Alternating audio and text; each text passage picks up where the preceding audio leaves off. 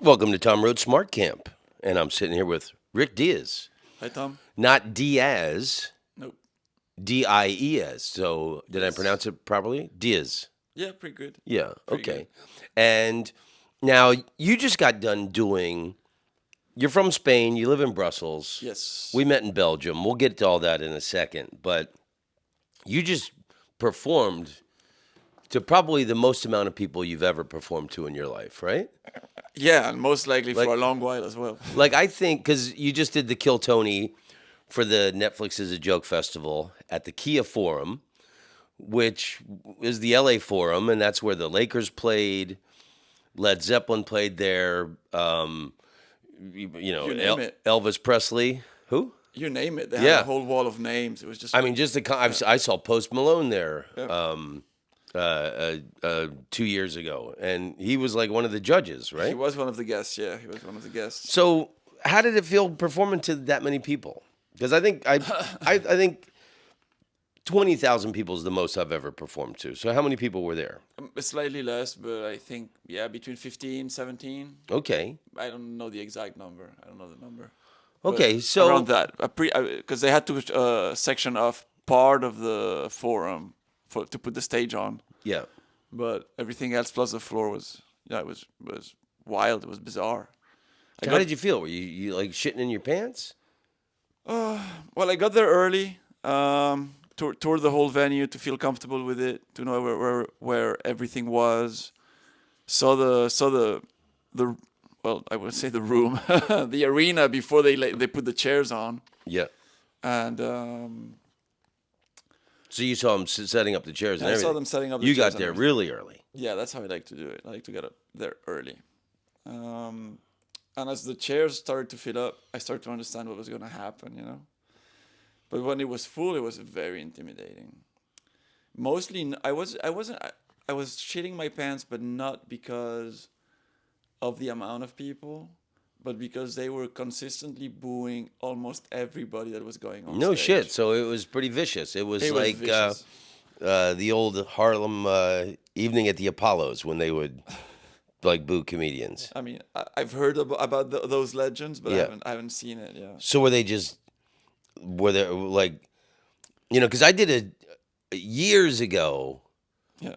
like 25 years ago, I stopped by the Edinburgh Festival, and there was this show called Late and Live, and people used to go there just to like, eat the comedians alive and boo them off stage.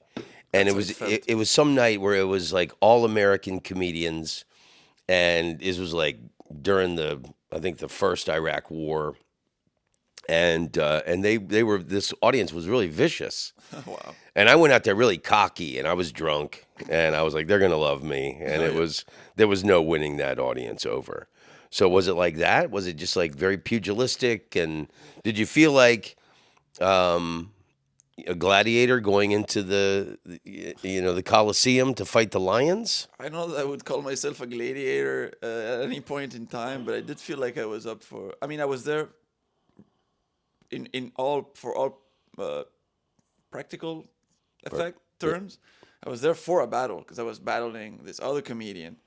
So every other comedian was going up there to do their set. Okay, But I was there to do my set in competition with somebody else, knowing he has a larger fan base than me who in was that the other audience. comedian? Hans Kim, he's a regular on Kill Tony, Okay, and he's got a big fan base, and he's a good comedian. And but so they were booing people that were there just to do their sets. So I was like, okay, I have to. They're gonna boo me just out of principle because they want to support the other guy. Not okay, everybody, of course. I had right, but he fans had and yeah, so yeah, I went up there and I made a mistake. I made a quick mistake. I didn't. It was my second time in an arena, which is already nonsensical given the amount of time that I've been doing comedy. But Tony Hinchcliffe told me afterwards. He told me, "Ah, you made one mistake, which was you milked it. That was good, but you milked it just too long. That you give them time. You gave them time to turn on you. I should have attacked the. I just started just a little bit earlier, and it would have been better. But I, so you but just paused and milked something a beat yeah, too I want to long. get the crowd a little bit in, just Yeah, soak it in. yeah. Why But wouldn't you? yeah, I was. I Yeah, don't know when I'm coming back to this. I want to capture it, yeah. see it with my Sometimes you own got to eyes. just feel a moment. You Yeah, know. but so they started booing a little bit, but then I turned them around, and I started strong. I ended strong, so I was I was very happy. But so you didn't win. I didn't win, but that's okay. Well, Yeah, uh, it was a show. I put on a show and I turned the audience around. I did the jokes that I wanted to say. how long was your set? It's only like Two 5 minutes. minutes. 2 minutes. Yeah, Holy a shit. little bit over, but yeah, two So how minutes. could you milk anything in a 2 minute set? Well, that's you have to like That was the mistake. no, I know because it's 2 minutes once you start talking. So I Okay. milked it before, and then I started talking a little too late. Okay. Yeah, Well, uh, I worked with you in Brussels yeah, last November and in Ghent yes. in Belgium, and or we met Thank you. in Brussels. We met. Yeah, we did the Ritz Cafe first, I think, and Ghent after. Yeah. Yeah. So I know you, and I'm rooting for you. Thank you. And then I thought it was really interesting. You know, I heard because when I ran into people at the comedy store afterwards, I was like, "Hey, how did this dude Ric Diez do?" And they go, "He went great, but he didn't. He won the audience over, but he didn't win." Yeah, fair enough. Yeah, Yeah. but they liked you, Yeah. and I thought it was really interesting. This thing you posted on your Instagram, which is this great quote that I love Oh yeah. from Theodore Roosevelt. It's a comedian from Austin, Francisco Rincon, who sent it to me. It's it's it's Yeah. it's a classic thing. So Yeah. Theodore Roosevelt said this because he had, interesting guy. He was rich from a rich family.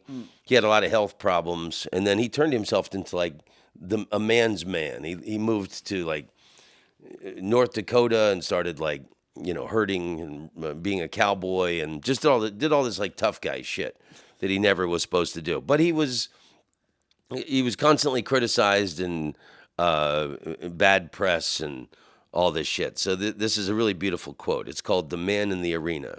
It is not the critic who counts, not the man who points out how the strong man stumbles, or where the doer of deeds could have done them better. The credit belongs to the man who is actually in the arena, whose face is marred by dust and sweat and blood, who strives valiantly, who errs, who comes short again and again, because there is no effort without error and shortcoming. But who does actually strive to do these deeds? Who knows great enthusiasms, the great devotions? Who spends himself in a worthy cause? Who at the best knows in the end the triumph of high achievement? And who at the worst, if he fails, at least fails while daring greatly, so that his place shall never be with those cold and timid souls who never know victory or defeat. That's exactly how I felt when I read that.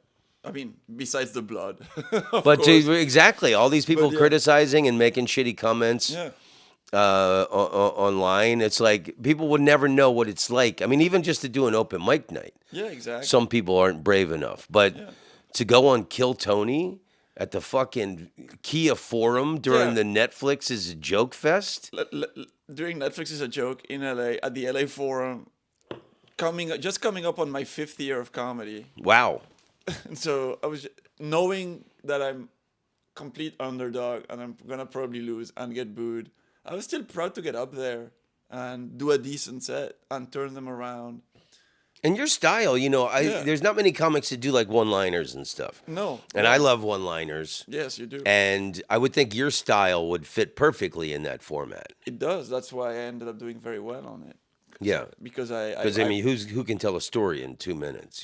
very few, almost everybody. A lot of people get lucky if they get one or two punchlines in. I'm generally getting 6 to 9, Nice. depending on which jokes I'm choosing. So, but on this particular set, I did more of my a lot of material related to death. So I knew it was material that is hard to start with up top. I normally would put it at the end of a longer set, so there's a Right. build up so people get the character. But they would, this would be Yeah. an audience that would like dark, twisted material. Oh, they love Yeah. it, yeah. But I know it's hard to start with it in 2 minutes. You have to like warm people up. It's Right. less. But it's material I wanted to present that I'm proud of. So I have no regrets. And you had done Kill Tony before. You got a golden ticket where Yeah, that's what it they meant call you it. could come back on any time you wanted to again. Allegedly, yes.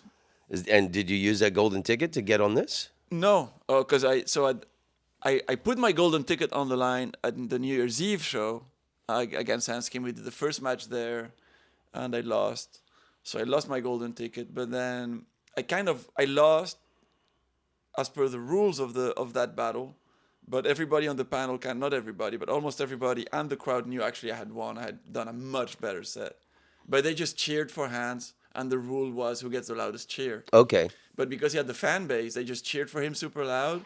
But even him knew, he will never admit it, but he kind of knew, like, he screwed up. Like, I had a good set, and he stumbled. Like, his jokes were not good. That's simple as that, you know? Yeah. Whereas here, I feel like we both had good jokes that were different, subjective. You can like his more, mine more. And you could, or some people will argue his were much better. I don't really care. I know my jokes are good. Yeah. So then we had a rematch this time around. This was the second time we battled. Okay, so when did you battle him in what? New Year's Eve? When Yeah, he New came? Year's Eve, yeah. Where was that show? At the HEB Center Arena in Austin. Wow. Yeah. And you're flying yourself over from Brussels to do at your own expense. Yeah, at my expense during my holidays. So fuck anybody that would say anything. Exactly, yeah. You know, and that's the thing, like when you start in comedy and if you bomb, Yeah. you know, just to keep that mental strength of, well, I believe in these jokes. I know they're funny. No, I'm fully investing in myself right now. I'm just working hard and investing in myself, hoping that. How do you have all this extra money? Well, it's not extra money. It's I have a decent job. I save. I have a pretty simple lifestyle, so I make more than I spend. What's your decent job? I make contracts for like. When I say I make contracts, I work on the actual redaction of contracts. So you're a lawyer. I'm not a lawyer, no. I'm an economist from training. I started working in environmental projects long ago. I work for the European Union. That's why you live in Brussels. Yeah, that's why I lived abroad and in Brussels now. Yeah. Yeah. And So you're a numbers person. I'm a numbers guy, but mostly I had a lot of practical experience, and now my added value now at my day job is not so much. I'm not a lawyer, so sometimes the exact wording I rely on my colleagues who are lawyers to. Okay, this is the word we should use, but in terms of where do we want to get with this contract? What's the intention of what we want to achieve? Right. That there I have much more experience, so I can tell them this is where we should go with this, and now let's find the exact wording. But I can give advice to like, no, let's negotiate this. If we put it like this, we're gonna run into an obstacle later. If And this these are- happens and that happens. Yeah. These are contracts for the European Union? Yeah, the contracts signed where the European Union is a contracting party that are signed with a number of implementing entities. It can be private sector companies. They can be, UN offices or country governments or ministries or. And they let you take off to go on these trips and It's my holidays. okay. I like how Yeah. you're fully invested in the Kill Tony show because it's so massive now. I remember when it started I got lucky. and it was like in the belly room at the comedy store. It was this small thing. Yeah. Yeah. And then when it moved to the main room. Yeah. And then now it's just like It's a massive phenomenon. it's this massive phenomenon. But I just got lucky that I got my name pulled out of that bucket at the right time, and I did really well. And now I'm my growth on the show and my appearance on the show happened at the same time that the show exploded. Wow. So that's just a synchronicity. Yeah. I don't. So the Kia Forum show. So, what did Post Malone say about your act? He didn't say much. He just said he liked Hans's better, Okay. and I don't even know if that's what he thought, but I'm assuming that's what he thought. But that's for them to decide. I don't really care. He was really nice to me backstage. Yeah. And he said he hated being up there. He doesn't feel comfortable on the stage. Well, it's cool. He was hanging out at the Comedy Store a Yeah. lot this past week for the festival. Yeah, he was hanging out, and I only said hi to him once before the show. But once I understood he would be on the show, I thought, well, I'll get to meet him at the show. Right. So, I didn't press any. Whereas sometimes other people, you're only gonna see at one specific time. You're like, oh, let me say hi because it's kind of a cool opportunity. That's what's weird in LA. It's just the amount of people you meet. Like, I understand that theoretically is just people doing art as a job and being part of an industry, and at the end of the day, they're just people. But still, like coming from the mic scene in Brussels, it's still like, oh, these are such big names. Right. If you look at you're still starstruck, even though they are just people, and they're just people. But it's kind of weird to. I've seen so many comedy legends or like people I really respect who are just done like you've just done this for so many years, and they come and like they say hi Rick, and I'm like, oh, why do you know my name? Like if this wasn't if it wasn't because of Kill Tony, I know like because of how comedy is, they would never give me the time of day at all, because it's like you're a young comedian, just shut up. You can sit here. You're lucky that you can sit next to us. Yeah, but it's really a small community, the comedy is, world, but and there's a you kind hierarchy. of you're aware of, Yeah. people who are having success and achievements. Of course, but it's still like And if you didn't have the balls to oh yeah. take these trips over and do Kill Tony, Oh, I'm you'd just be, yeah, I'd be where my friends are who are really funny and they're in Brussels, but maybe they have a family and kids, or they don't have the money to travel like I do, right. or the freedom, or the obligations. So I I had the opportunity and I seized it, a life opportunity to try to Has do this. anything changed for you since you've been in LA this trip? Well, I would say I came early. I've been in LA. In total, I'll stay for over 3 weeks. So what I've been trying to do is hang out at the store every day, slowly meet people, make sure they also see me as a person, not just as a guy that's on Kill Tony, but because you wanna wouldn't call it network and establish connections. Yeah. Because otherwise, if I want to get opportunities down the line, it's I talked to this guy. He was nice. He was polite. He was respectful, and we know he's funny. So you try. But if you only know somebody's funny, but you haven't seen him in a long set, they only see me do a minute or two on Kill Tony. They might have doubts, but maybe oh no, I saw him do a spot here. I saw him do a spot here, and also he was easy to work with. Did you get a lot of sets while you were here? So for only a handful, I did a couple small sets at the Laugh Factory. I did a couple open mics. I did a little set in the OR at the Comedy Store. And this week I'm supposed to do 2 sets. Was that for potluck or on a regular night? Well, it was like they drop in at potluck. Okay. So as a drop in at potluck. That's the Monday night Yeah. showcase thing. Exactly. Well, I was very happy. It was my first time performing at the store. Yeah, For man, me, that's a great bucket list. feeling. That's bucket list. No, yeah, exactly. I did the international circuits for years, Yeah. and then I did. I'm just starting to travel again. Like last year, I did the Europe tour when I met you. And I did Buenos Aires, and then I got some more Asia, and I'm going to go back to Europe in November, December. But it always killed me, like traveling around the world, these different scenes, and I'd see comedians that I thought were brilliant, and I'd talk to them, and a few of them I heard them say, man, it's just my dream one day Yeah. to go to Los Angeles and see a show at the Comedy Store. And that always blew my mind. It wasn't the wording. It wasn't one day I'd like to do a set at the Comedy Store. Oh, yeah. I'd like to just go watch, For me, it was going to the Comedy Cellar and watch. in New York. Yeah, and Yeah. I did that. But then when I started stand-up, then my dream became I want to perform at those places. I want to do the Comedy Store. I want to do the Cellar. And all of these two things were more important than anything else, more than the Kia Forum or anything. Yeah. And this week, normally, I'm going to do the main room at the Comedy Store. You are this week. Yeah, I'm on a dating show, Okay. and I think it's in the main room. And I'm doing a guest spot on the Tony Hinchcliffe and Friends show When on Wednesday. and that's in the main room. Yeah, that's my understanding. Wow. So if I leave LA, having done a few minutes Yeah. on the main room at the Comedy Store, which for the regulars is kind of like to a point a normal thing, Yeah. it's still ridiculous. You know what I mean? Yeah. Like, Yeah. 5 years in doesn't make. It's just I count my blessings. I count my blessings. But you have a connection to Los Angeles. You've been here I do, before. yeah. Your father Yeah, was a prop designer, a prop master. prop master Yeah. for movies. Yes. So, how many years did he do that, and what movies did he work on? Well, I mean, he did over I want to say around 20 years, give or take a few years. I think maybe a bit more, maybe a bit So he less. abandons the family in Spain. He moves to Los Angeles. Well, I'm they joking. separated. My parents separated. I'm Then from a divorced family too. I'm just teasing. yeah, I know. Well, yeah, I, I, I don't want, yeah, but whatever. I'm not gonna get into it. But he met Yeah. an American lady at the Cannes Festival because he was working radio. That's how I understand it. And he went to Cannes to cover the Cannes Festival back in the day for some Spanish radio. And he met this lady that became his wife. They're still together.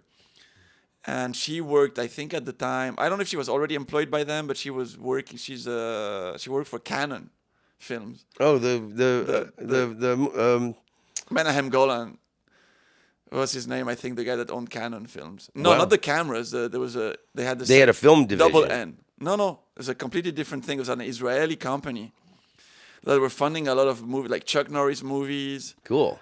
So back in the day, so he did like a Richard Chamberlain movie, like what was the mines? Thornbirds. No, the gold mines, the mines of something. He worked on Delta Force 3 or Cool. some stuff like that, on some horror movies. He worked on a couple of Nightmare on Elm Street movies, on Friday the 13th movie. And so when you were a kid, you'd come out and visit your dad.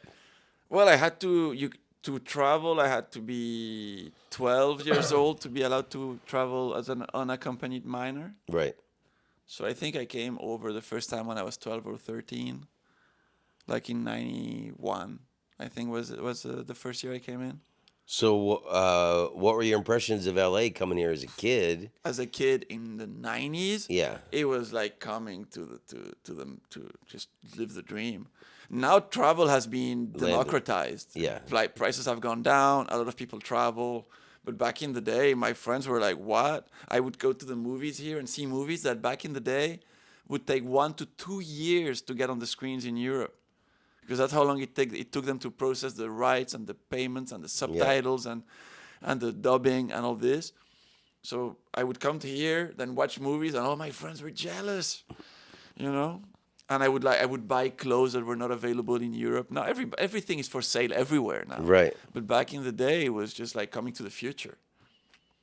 So, Yeah. how much has LA changed in your mind being here now as a kid? Like, I'm originally from Washington D.C. and Yeah. I was just there a few weeks ago, and I hadn't been in like 8 years.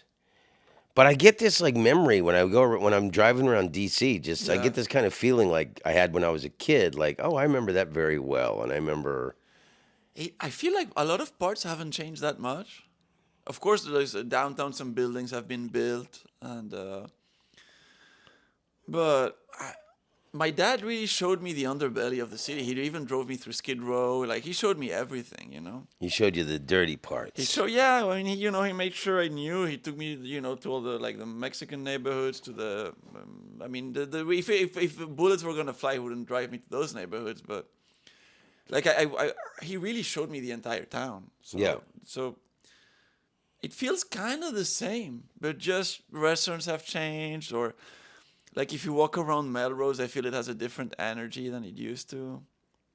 I feel like phones have changed everything. Like, but so the Like in what way? Just people looking at him and yeah, I feel like I don't know, like movie and TV stars don't feel the same now, right? So because so many TV shows now. Back in the day, if you were on TV, it was a huge deal. Now between all of the different streaming platforms and all of the different, doesn't feel the same. I feel like, but I went to see Yanis Papas at the Laugh Factory yeah. because I met him in Austin last time I was there, and I thought, oh, he's really nice because he's like Greek. So I don't know. My stepdad was Greek, and I went to see a show, and John Stamos was there. And you see John Stamos, you get excited. I'm sorry, no matter who you Yeah. are, it's kind of like his childhood thing, the Full House.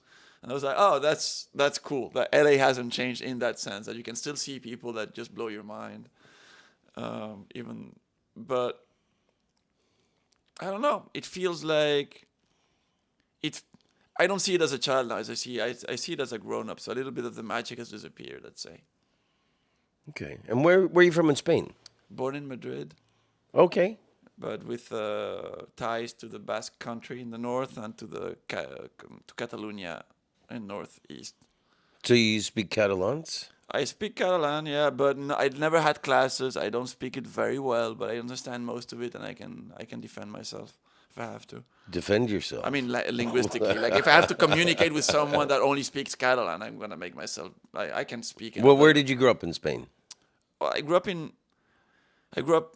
in Alicante province for a little bit, and then mostly in Madrid, and then we left with my mom when I was 7 To where? to Brussels. Okay. Yeah, yeah, I grew up Okay, in so it Brussels. wasn't the job for the European Union that brought you there. Oh no, no, no, You've been no. living there. Oh yeah, I was living there for a long time. Wow, because I'll tell you, I had this Yeah. big transformation in my opinion. I never liked Brussels. Like I the can see why. and I think the first time I told you the first time I went there, I did some pub Yeah. and it was like British drunk people. It was like it was booked from some guy English guy Yeah. and it was just some extra pickup gig I did and it was just like a bunch of drunk Brits and then the next time I went there I did some okay gig, but I never had a feel for the city. Yeah. And then when I was there in November, oh my God, I love Brussels now. I stayed in this really cool hotel right downtown where the guy Sven Oh yeah. he recommends the comedians to stay. I forget. It was a really cool old Art Deco hotel right off in an alley off the shopping pedestrian street. Yeah. But I'm really into vintage clothing and thrift stores. Oh, it's full of thrift stores there And now. Brussels is like the vintage and thrift capital of the world. Right now, yeah, it's full of thrift store, and it's also a vinyl collector's paradise. Okay. That's really like you should research that because I see you have vinyls. Yeah, I've got thousands. Brussels is known for vinyl collectors. Oh, I didn't know that. Oh yeah, well, next time you're around. Well, you know, Yeah. I had Googled all these like, you know, best vintage clothing stores, and I had What did you find? like 5 or 6 that I was gonna check out, and then as I was walking to them across the city, I would run into like 3 or 4 on the way. So like there was like and Yeah. all these like niche vintage places. Like some places it just did jerseys, some places it just did hip hop Yeah. concert shirts. But there was a couple that sold like designer name vintage, Oh, yeah. which was really cool. And there's like a chain that that my mom buys there a lot. They get all the brand names, just old collections, like from 1 year ago, 2 years ago. Yeah, They love that. it's like designer stuff. Yeah, yeah. Yeah, there was like 3 for women's designer clothes, and there was 1 men's place, and I got some really cool shit. But there's a standard one. God, what's it called? What? Arena Forum, something like that. And they're in Amsterdam, Antwerp, Brussels. We're talking about a clothing store. No, it's a thrift place. I forget the name of it. Oh, and I don't know. Really, really cool place. That's great. Anyway, so I absolutely loved Brussels, and I stayed an extra day because I was supposed to head back to Amsterdam, but I was like, fuck, I was beat from the traveling. I was taking. I was there for like a month, or no, I was there. What was it? 3 weeks, and I only had like 4 days off the whole time I was there. Jesus. Like every day was getting on a train, going to a different city. I mean, it's a nice little tour. Yeah, it was great, Yeah. and I love Belgium. I mean, what you saw from Brussels is the city center, for the most part. Yeah, But when you get out of the city center, there's such beautiful areas because it's very the density of population is high in the city center, but then here you would say suburbs, but suburbs doesn't it sells the wrong idea of what it looks like. But the outer neighborhoods that are just outside the city center, the surface it's a little more breathable.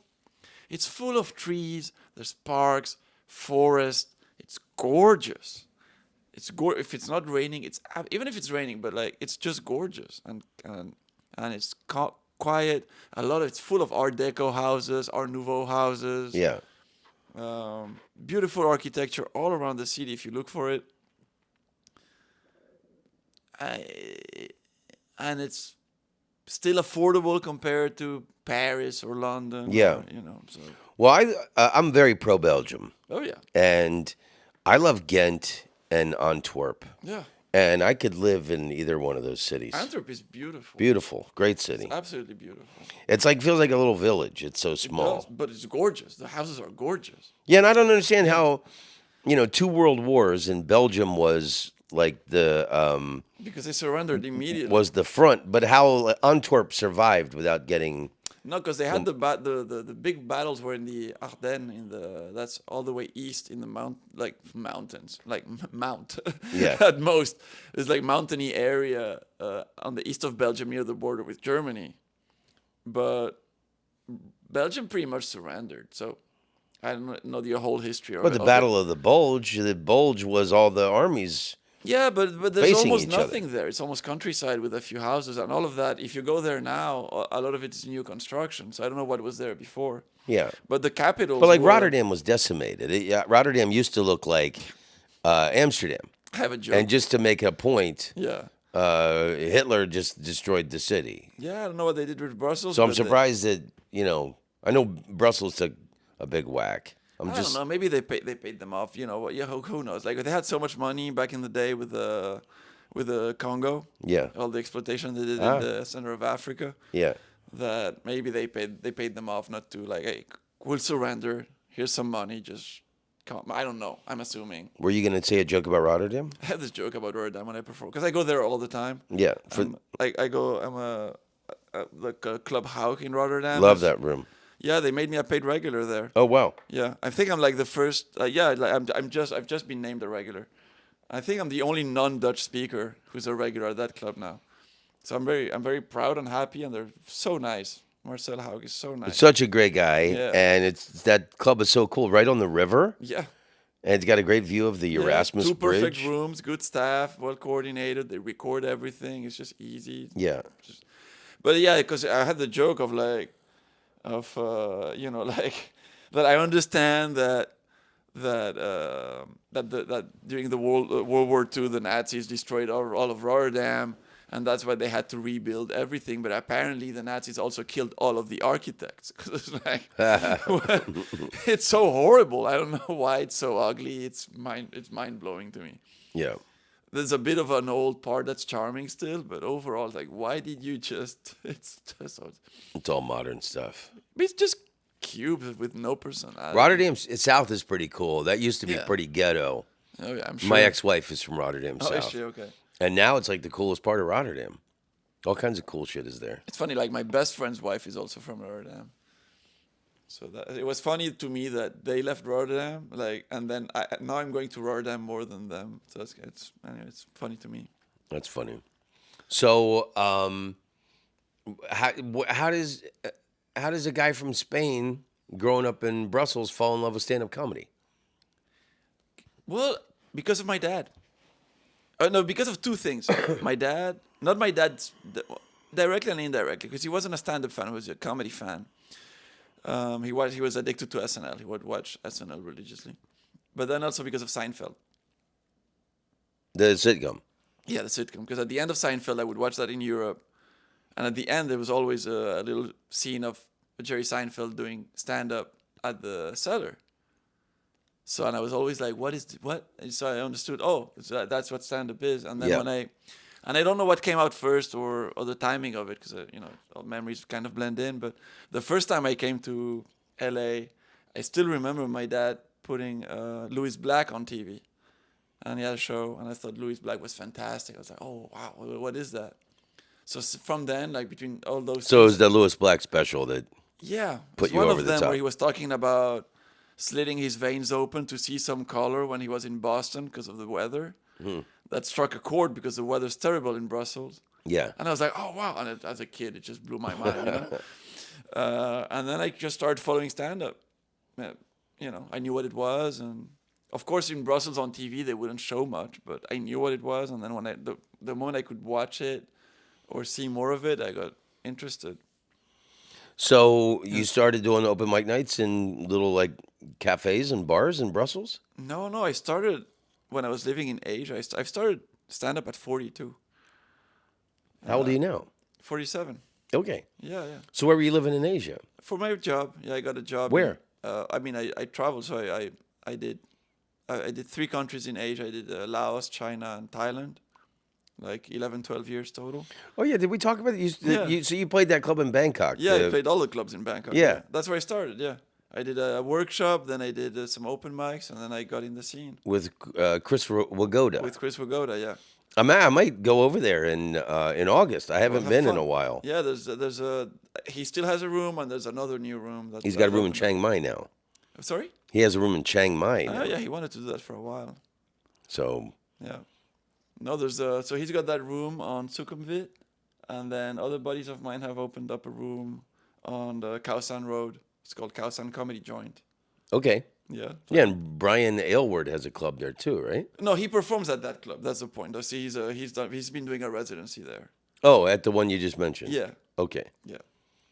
cool. That's awesome that you started in it because there's great comedy scenes in Asia. Yeah. Well, the last time when I was in Bangkok, last time all these like kind of open mic. I went to some open mic night Yeah. aside from the comedy club Yeah. Bangkok one. The rock comedy. Yeah, I think that might have been it. Yeah, that's my And, friend Chris Ralpheisen. Yeah. and all these comedians were just like so graphically filthy. Oh yeah.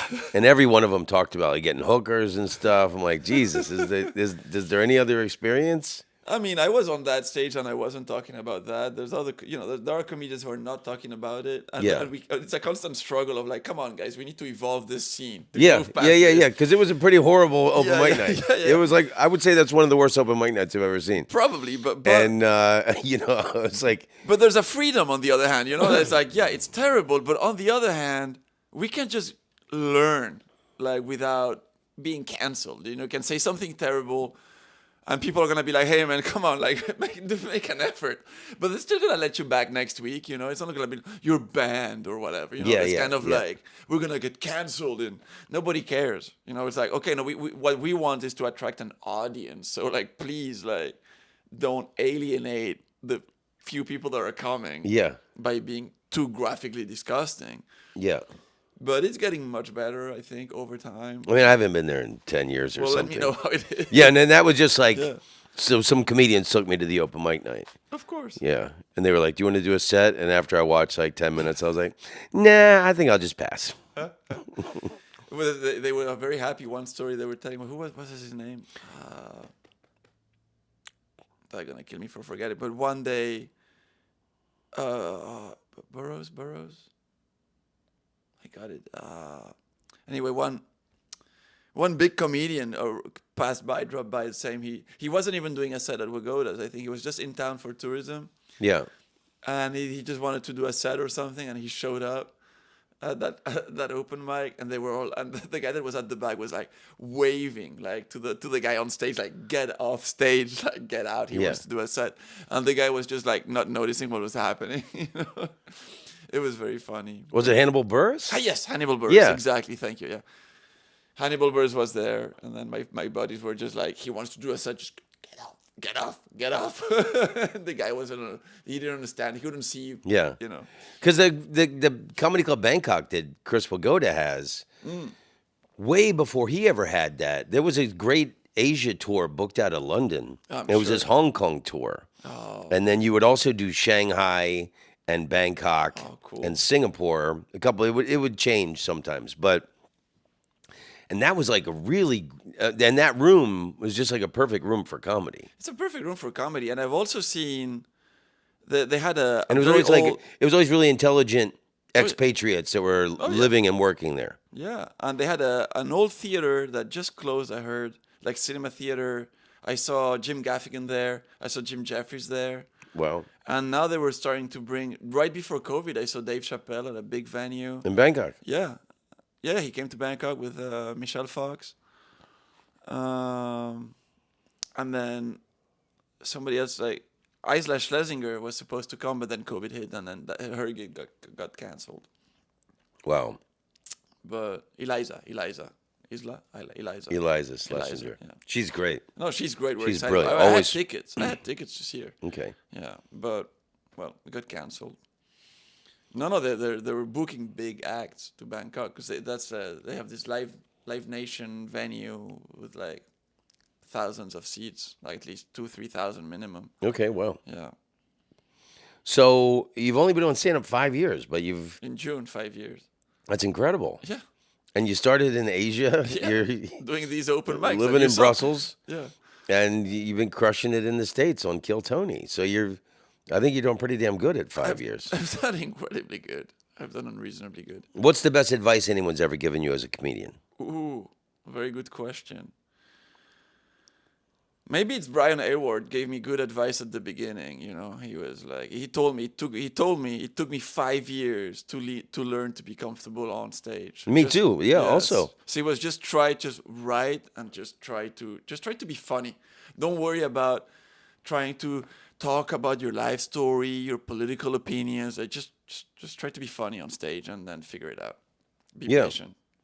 I mean, I was terrified the first 5 years. Um, And there's something magical happens yeah, when a comedian gets confident. yeah. And then, like, oh man, you don't care if you fuck up. You don't care if you forget your order. You're just like so comfortable up there. I'm still not That- there, but I feel it in me that I'm getting. I am on the getting there. I'm not there yet, but Okay. I am getting there. Well, it's pretty ballsy to, do the forum and go into that lion's den. Oh, I'm not gonna not do it because I'm scared. I always tell people I'm scared of flying, Yeah. and people say, "Well, then why'd you fly?" It's like, "Well, I want to travel more than I want. That I'm Yeah. afraid of flying." Well, and that was me Yeah. when I began in comedy. I knew I wanted to do it so bad. I fought through the fear. I was terrified, but like I knew it was something I loved and I wanted to be a part of. So, do you want to do this or not? Then confront the fear. Yeah. What's the worst advice you've ever been given as a comedian? Oh man. Oh wow, I would have to think about that. I guess I've heard all of the bad advice, but people keep telling me I can't remember the specific words, but people keep giving me advice about my act, about how I should present my character, my persona, how I should dress, what I should write about. Really? Everything? How you should dress? They have jokes for me, and I'm like, sure, yes, sure. You know what? Yeah. I'm gonna do whatever I want. What always kills me, like this Yeah. happened to me a couple nights ago. And it's some comic I've known forever, and after I had a great set, and I come off, and he goes, "Hey, I got a great tag for you," and he gives me this tag, and it's like, it wasn't funny, Yeah. and it wouldn't, it was like a perfectly polished joke that I have. Yeah, your There- jokes are very precise. As It well. doesn't need any. Yeah. It didn't need anything.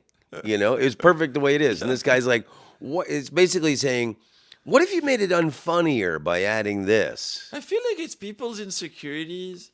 Oh, this is what I'll give you a perfect example of that. I did my minute on Kill Tony, get the golden ticket, right? So I did 6 jokes that I knew were battle tested. Every one of those jokes is funny. Yeah, I'm sure a better comedian than me can find out how to tag them. But as they stand, they are strong jokes, perfectly closed circuit. If you can find a funnier tag, great. I haven't found it, so I'm not gonna put something that's less funny at the end, right? Right.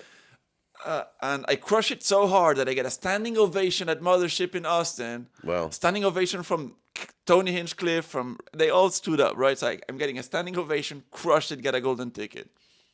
And my friend writes to me, he's not a stand-up comedian, he writes a message after he finally sees the show.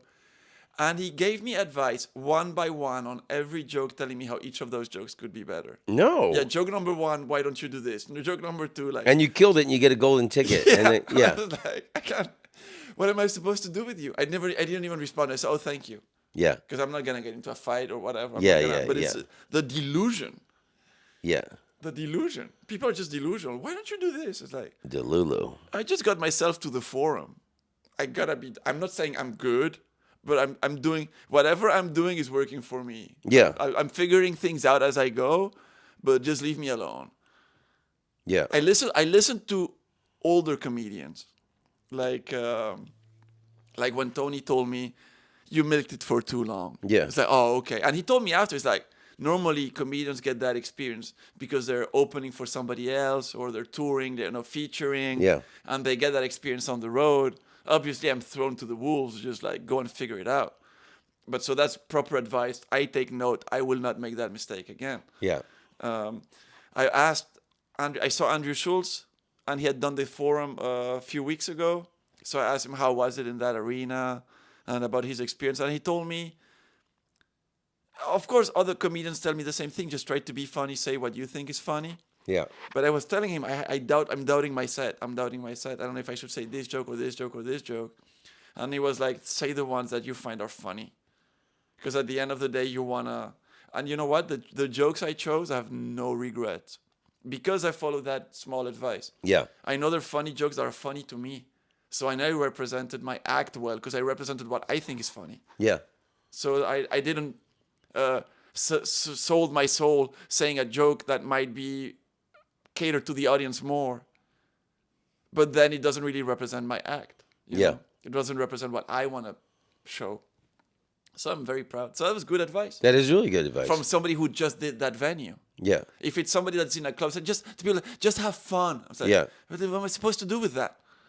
Well, I like the Brian Aylward Yeah. advice to you too. Like, Yeah, you just be know, funny. don't try and talk about politics. Don't tell about your life. Just try and be funny. You know. And that's what I tell open micers now. They ask me for advice. I just write. Forget about your persona. Forget about your characters. Can you write a joke? Yeah. Can you actually write a joke? Like this past Saturday, I had done 3 sets in the night, and I wasn't on at the Comedy Store, but I went there because it was the last night of the Netflix is a Joke Festival. Sure. And I'm hanging out, and I'm leaving. It was like 12:30, 12:45 a.m. And I run into Emily, the booker, on my way out. And she goes, "Do you want to go on next in the OR?" And I was like, "Fuck yeah." And I knew they had seen everybody that night. Just the best of the best, greatest comedians. Of course. All night. And I was so thrilled to go on.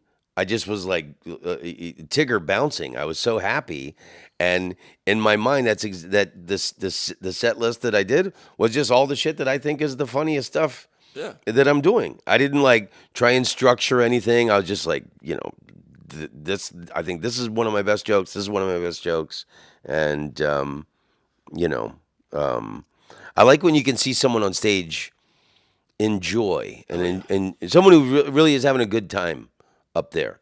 I think one of the hardest things to watch is a comedian who's bitter or not enjoying themselves. But like things happen to you in your life, like a heartbreak Sure. from a relationship or a fucking parent dying, like things I've experienced, and then you're just like you're not smiling in life, so you're not smiling on stage. But when a comedian is really fucking having a good time, there's something contagious about that. It is contagious, and the crowd feeds off that. They know. Like they I think know- shittiness and depression is contagious too. Yeah, I mean, my material is about depression, but I think I'm starting to understand how to communicate it to people in a way that they understand. I'm trying to joke about it and make light of it. Yeah. So people are like telling you how to dress and Yeah, or like how to oh, you're smiling too much. You're not smiling enough. You should. When you do your persona, you're very neurotic and nervous. I like that. Well, when you're more relaxed, I like that. I'm like, well, how about I do what I want to do, yeah, and you just leave me alone.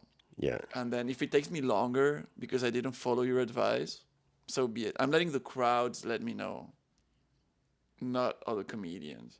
The Yeah. crowd is telling me you're not funny right now. Okay, I need to figure that out. So have you seen like your social media numbers jump massively from doing Kill Tony?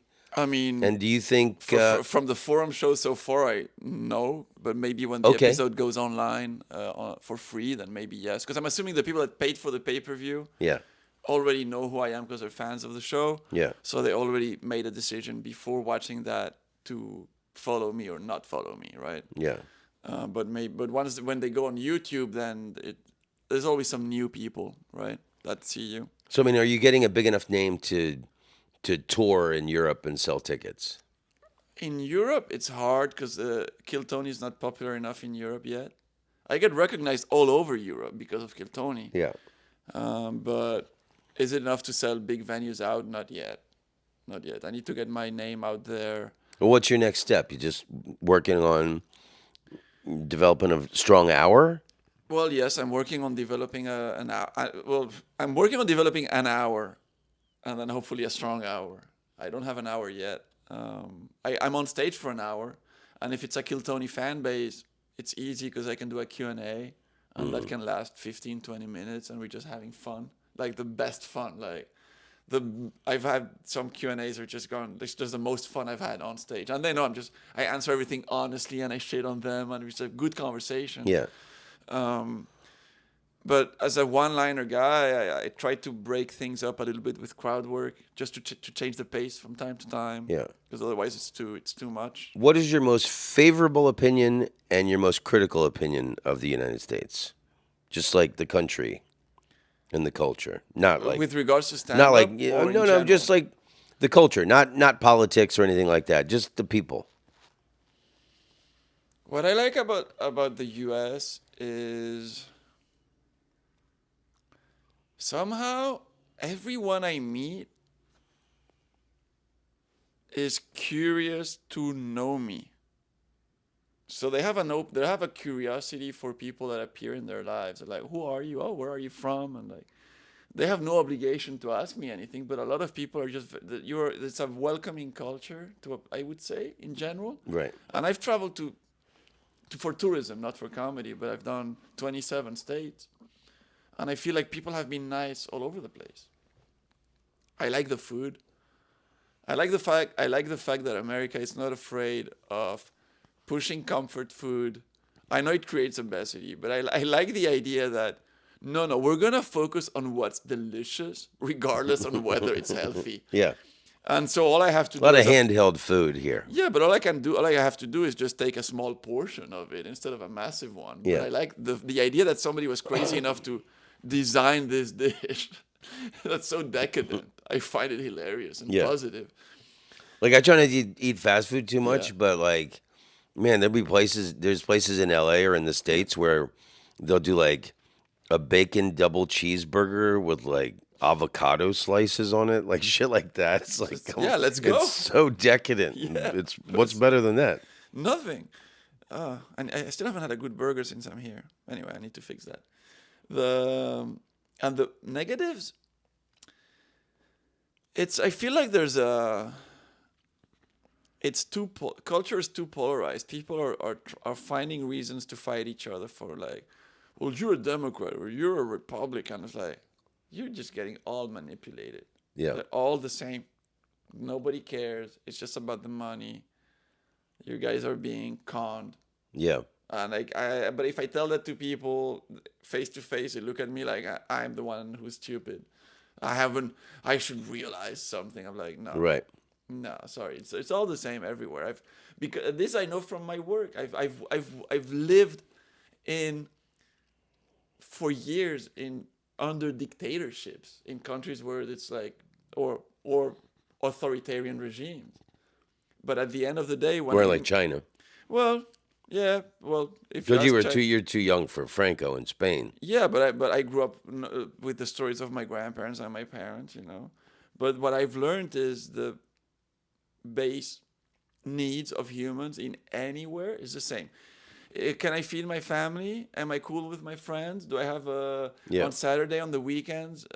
Do I hang out with my friends because we can finally chill a little bit and have a drink, or go for a walk, or go to the park, or let's go to a little restaurant, even if it's a modest, cheap restaurant because we don't have a lot of money, but we have like a Sunday meal, or with friends and family and gatherings. All of those values, it doesn't matter what culture you're in, what's your religion, it's all the same everywhere. And then, oh, you're this, you're that.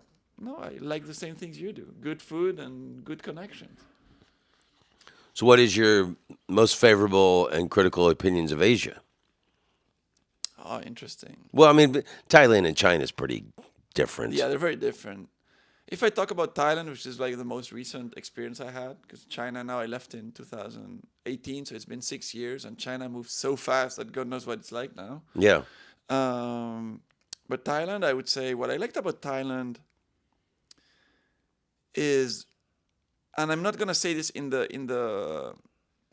there's the tourist version of it, but there's also the expat version of it. I like the lawlessness, the positive sides of it, of if you want to get something done, you can do it. You know what I mean? Like if you can find a restaurant and put on a little comedy show, Yeah. you can do that pretty easily. In other countries, you need some permits, you need insurances, you need this, you need that. Yeah. In Asia, you want to sell something. I mean, they have permits for shops and stuff, but like, so it's like America. In America, you can set up a business very easily. There's things in Asia that you can get away with that are easy. Deliveries are easy. You can get food delivered to your house for $1. Yeah. In Brussels, it's $6 just for the delivery fee of Uber Eats. Yeah.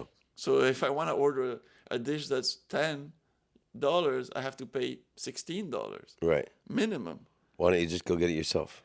because of the time, depending. You know what I mean? But it makes Yeah. it difficult. In Bangkok, I can just order food, get it delivered. It's easy. Like, Thai food's my favorite. yeah. I'm gonna set up these gigs, and there's a lesbian couple that run this In Bangkok? yoga retreat. No, it's on one of the islands, and I went to the PP Islands years ago. Almost drowned Not surprised. with some bad Yeah. equipment from scuba diving. Ooh. But there's just the tropicalness of Thailand. Kopangan? Is It's that the yoga something I'd have to look it up. I don't know. That island. And then also, Chiang Mai is like not touristy, and it's in Yeah. the north. I've never been there. It's I heard Chiang Mai is really chill. Yeah, that's what I hear. The temperatures are cooler Yeah. there's more mountains, so it's a good place. Okay, and what's your most favorable and critical opinions of Europe? It's impossible to get anything done. It's just impossible to get anything. Just from the bureaucracy The of bureaucracy permits. makes having a business so difficult. It's just loop like the amount of red tape you have to get through to get anything done. It's exhausting. It's just absolutely mind-blowingly exhausting. It's just discouraging. It's discouraging. I mean, people do it because they have to make a living. But when I talk to my friend, that's why I'm an employee of a thing. I just have my contract. I get my salary arriving to my account, Right. and that's it. But friends that have restaurants or to be an independent artist in Belgium, you have to have the paperwork to just live as an official artist status. Yeah. Is so difficult. You have to justify how many hours worked and invoiced, like 12. That's one thing I don't understand about. I mean, I can understand it, but I don't like about when you do a show in a lot of clubs in Europe, you have to send them an invoice Yeah, to get paid. yeah, Where in the States, you do a show and they fucking pay you when you get off stage. yeah. I don't have to send an invoice the next day and wait 3 weeks, I know. which is some of the gigs in Oh yeah. in Holland and That's what Belgium I were have to like do, that. yeah. And then, oh, I got to send a reminder And not- email because But in, they haven't fucking paid me yet. it's exhausting. In Belgium, it's become worse this year, because up to this year, they had a system where if up to a small amount you had to submit a kind of invoice, but it's kind of it wasn't taxed. So like if you were making $50 for a small show, you would send that paper in. Yeah. You'd get paid, and that's it. It's tax free. And now they're taxing you on $50? Yeah. Wow. And now they've made it even more impossible. So now you have to go through this channel and that channel and that channel, and do all the paperwork, the invoicing through and then out of $30 you get paid $15. It's exhausting. They want people to quit. And in the meantime, you have to pay more taxes on it, but the venues are not willing to pay more. Ticket sales are not up, Right. the prices. So that means just revenue is just down for everybody. Wow. It's a terrible system. Do you have any questions for me? That's a very good question.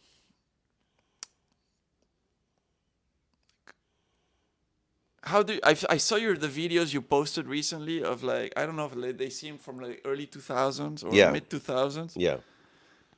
and you had That was my first Comedy Central half-hour special. yeah, but I saw your recent act when I opened for you, Yeah. and I felt like your vibe had changed a lot. You seem more relaxed now. Okay. The tone of your voice has changed, Yeah. and your and this is a very, from what I saw on screen on my phone from that early special to who I met here, I feel like your aura seems healthier. Oh yeah. There's something that where you in that video 100%. Oh you my God. seem a little fucked up for some reason. I'm not gonna, there's something. Your jokes were solid, Yeah. but your persona seems a bit intense, and now Y- you're less intense. Yeah, I was doing a lot of drugs and partying then. I mean, I had lived in New York. That I filmed that Yeah, in the year 2000. Like I had just moved to Amsterdam and I was living in New York 98 to 2000.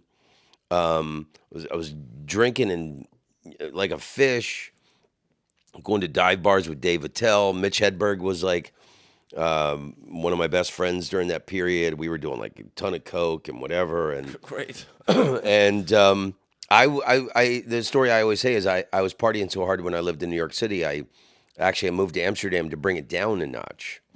So yeah, I think I was a little more jumpy and a little more not settled as a human being, Yeah, and I had just started to travel internationally. So I wasn't like now. I've since that was filmed. I just started playing in Europe, and I fell in love with it, and I just had moved to Amsterdam, and I got offered that special, and I came back to New York to film that special. So it was kind of right at the beginning of my European life, in my life of traveling, and then also, yeah, I think I was a different person. I was more yeah. trying to warm my hand on the devil's flame, and now I'm sober Yeah. and I've traveled the world, and I think I am much more relaxed and um, comfortable and confident. And my second question would be: you make your living out of comedy. You don't have any other It's job. all I've ever done since I was 17. So you make your Hands living soft as a baby's bottom. out of comedy, which is incredible. You still do. I feel like you're known and big, but you haven't blown up like other people have Yeah, blown up, but you still manage to make a living out of it successfully and live comfortably with yeah. comedy. So I would say, what advice would you tell a comedian who's 5 years in about how to just maintain stay sane and for the longevity of it? Well, I mean, yeah. Well, like I said, the toughest parts are when you're going through some shit in your life, Yeah, and your brain and things that that fuck with you, like heartbreak or death and grief. um, those are the hardest times. Any other time, like I always like embraced the adventure of it, mm, like just making enough money to make a living. Like when I started out, I would do gigs anywhere in America, and I would just travel. I was like, I'd read Jack Kerouac's On the Road, and it was like just the romance of being on the road, and then moving to Europe and doing all these gigs, which, I wasn't getting rich from a lot of it, but oh my God, I'm playing in Paris, I'm playing in Beijing and all these amazing cities. And, it was enough to make a nice living. I mean, look at all my yeah. trinkets from around the world and Yeah, people won't my, see your apartment in the audio version, but it is, yeah, your brain is on display. I like to say it's yeah, all these incredible. books and vinyl records Yeah. and Postcards and magnets and yeah, and just, yeah, I've had the most beautiful life ever.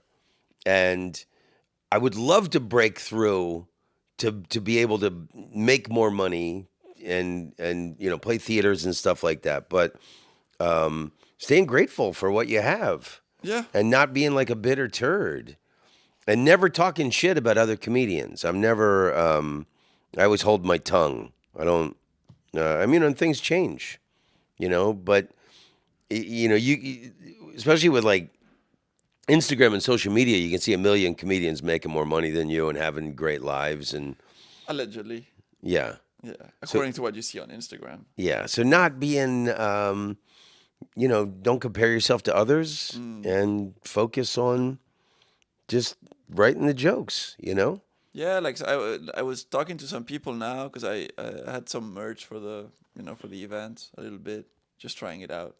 And they were like, well, you could turn this into merch, you could do this, and then you could do Oh that, and you yeah. could make some money with this, and you could make some money with that, and you could make some money with this. And I'm like, I want to write jokes first. Right, and then you got to carry all that shit around too. Yeah, and I feel like if my jokes are good enough, at some point, somebody will want to do all this merch for me. I'm gonna do a little bit because you want that extra, but Yeah, but selling it yourself.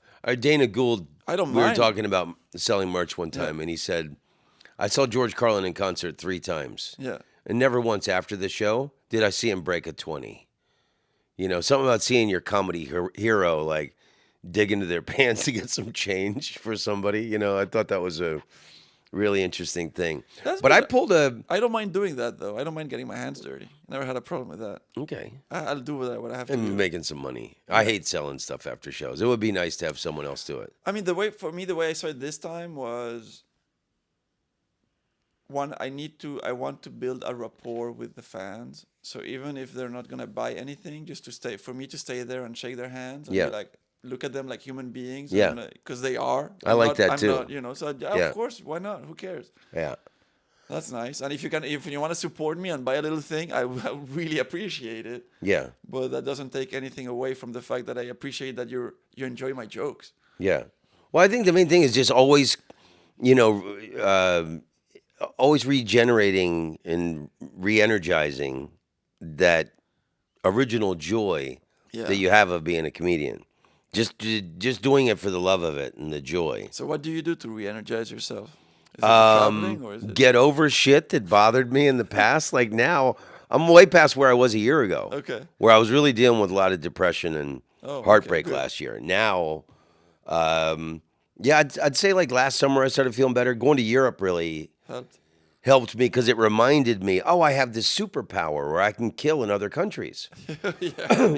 Because I had stopped traveling internationally when COVID hit, For and so now it's the comedy's the drug. for me, it's the opposite.